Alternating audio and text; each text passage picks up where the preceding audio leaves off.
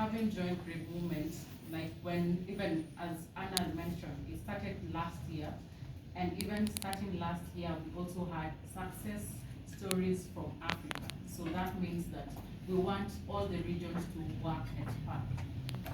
Contextually, looking at Africa, we talk around prevention, healing, and justice.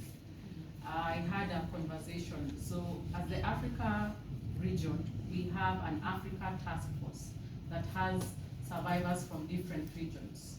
Right now, there are 15 members of that Africa task force, and Florence is part of that Africa team. I'm going to be keeping on mentioning Florence, because Florence is the focal person and the lead of the Kenya Brave Movement partner.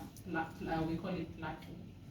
So as the Africa Task Force, it's a group of different members from different regions, and they're handling, eradicating child and sexual violence in different areas. So some are in the legal space, some are in the mental health space. So we have counselors, and we also have some who are responders.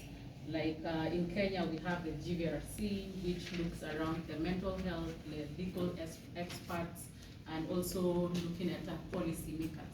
So we have different people who are mandated to bring their skills on eradicating childhood sexual violence.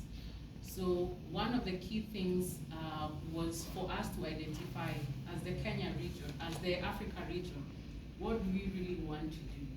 As Anna has mentioned, we have in the EU, we have the statute of limitations. In the Latin America, we saw the aspect around the lady who had taken, I've forgotten the country.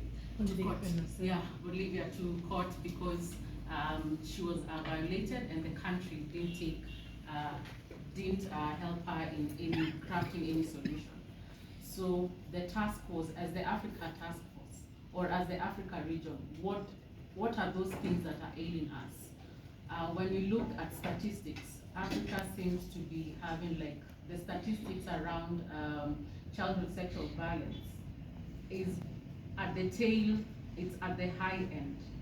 And when I look around sexual violence has different iterations. We have child marriage, there's consummation of that marriage.